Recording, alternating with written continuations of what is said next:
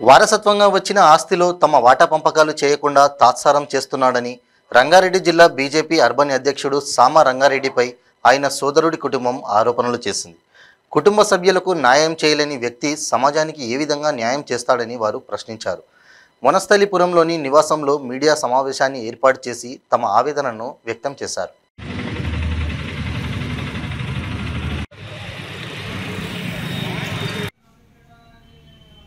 Ninety news media ఛానల్కి నమస్కారం.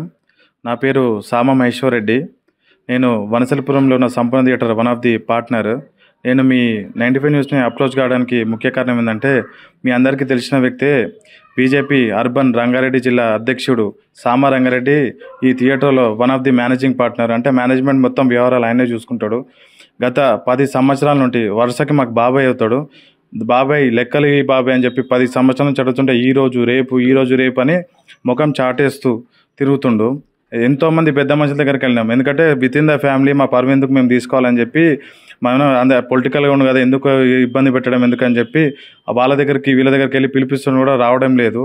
మొన్న రీసెంట్గా ఈ మధ్యకాలంలో వెళ్ళి, బాబాయ్ ఇంకెన్ని రోజులు మమ్మల్ని ఇట్లా తిప్పుతావు, మా లెక్కలేదో మాకు ఈ రాదని చెప్పి అడిగితే, నువ్వు ఏమనుకుంటున్నావు, నేను కాబోయే బీజేపీ ఎమ్మెల్యే ఎల్బినార్ నుంచి మీరు నా జోలికి వస్తే నిన్ను, మీ అన్నని, మీ ఫ్యామిలీనే లేపేస్తా, ఎవరి దగ్గర పోయి చెప్పుకోరని చెప్పి మమ్మల్ని భయభ్రాంతులకు గురి చేస్తుండు.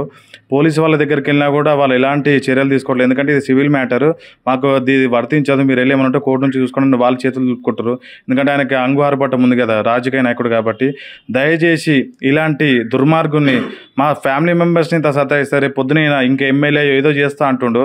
ఎల్బినార్ ప్రజలకు మాత్రం దీన్ని గమనించి ఇలాంటి మూర్ఖులకి తగిన న్యాయం చేయాలి, మాకు తగిన న్యాయం చేయాలని చెప్పి మీ మీడియా ముఖంగా కోరుకుంటున్నాం.